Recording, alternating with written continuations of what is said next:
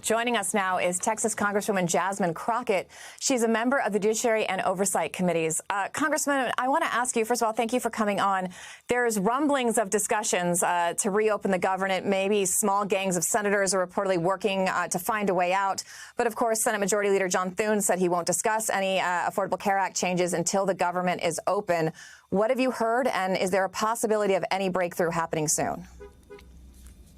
You know, I am not convinced if there is a possibility of a breakthrough as relates to it coming from the top down. I think that this is going to have to be a bottom-up effort. You know, there's been a lot of discussions about how much travel has been interfered with and how many planes have had to be canceled. I think that those are the types of things, those types of disruptions, the disruptions as it relates to SNAP benefits and WIC benefits. I think that those are the rumblings of the people that will finally solve this. Unfortunately, we have people that are not prioritizing the very people that put them into power, starting with the President of the United States, who has failed to sit down with the four corners, the leaders within the House as well as the Senate, to decide that they were going to come to a resolution to make sure that we can move forward in a way that benefits not just red states, not just blue states, but benefits the United States. I mean, there just doesn't seem to be that much of a sense of urgency from the White House or Republicans. And does that tell you that they think they can end this shutdown without capitulating, without giving in to Democrats' demands? You know, I don't know what it says. I mean, it is very hard to say that you can predict anything when it comes to this White House, especially when it comes to this particular president. I will tell you that, you know, it seems like he's not on the same page with the Republicans.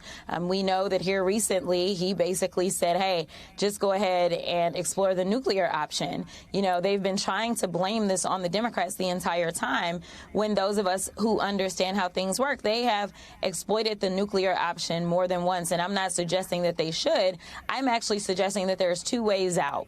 Number one, you can either explore the nuclear option, which means that we reduce the threshold from 60 down to an even 50, or you could do what like most real politicians would do. They would actually negotiate. And if you are willing to talk about what it is that we can do as it relates to the Affordable Care Act on the back end, then why can't you talk about it on the front end? In addition to that, I do want to point out, because the House has failed to go in under the failed leadership of Johnson right now, here's the issue.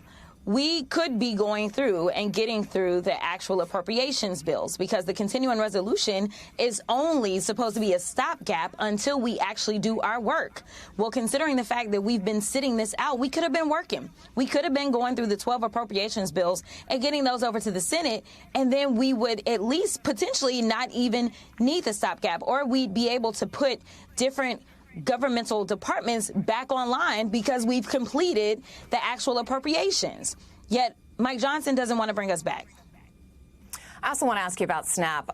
Yesterday, a federal judge ordered the Trump administration to keep paying those benefits during the shutdown, but it's unclear if or even when the 42 million Americans who rely on food stamps are going to get them, and 3.5 million people in your state of Texas. So what is your response to Republicans who are saying maybe we should take another look at this program because too many Americans are on SNAP? And what are you hearing from your constituents? Well, I will tell you this. I will agree with them on one thing. I will agree that there are too many American people that are on SNAP benefits. But that means that you got to not look necessarily at SNAP. You got to look at the reasons that they're on SNAP. We know that over 1/4 of these people that are in receipt of SNAP benefits are actually the working poor in this country, right? We have not increased the minimum wage, and I don't know when, and the minimum wage still sits at $7 while everything else is going up, whether we're talking about the cost of food or whether we're talking about the cost of rent or whether we're talking about the cost to actually try to engage in home ownership, if we're talking about the interest rates. And we know that under the failed leadership of this administration, this country has seen a loss of 1 million jobs, and that's just in the first few months. He's not even had a full year.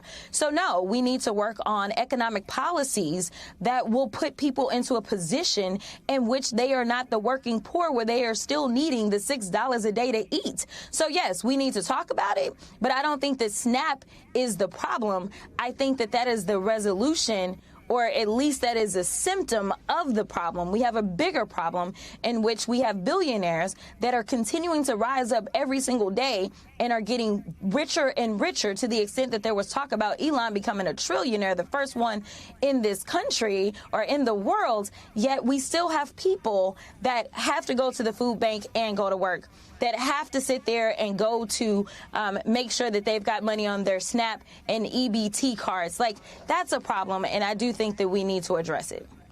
And you mentioned it's about 30% have income, but that number goes up to 55% of SNAP users if you include families with children.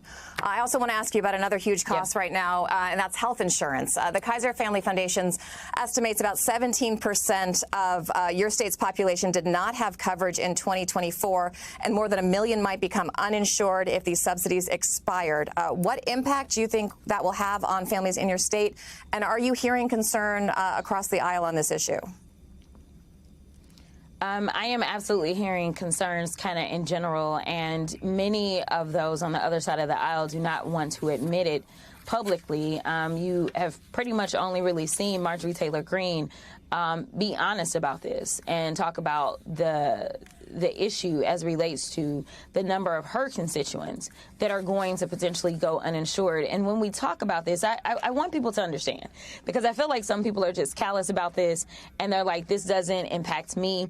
And overall, all of this is impacting you. Everyone's insurance premiums are going up because of the big ugly bill, number one. But number two, just because somebody doesn't have health insurance coverage doesn't mean that people somehow now are not going to be sick.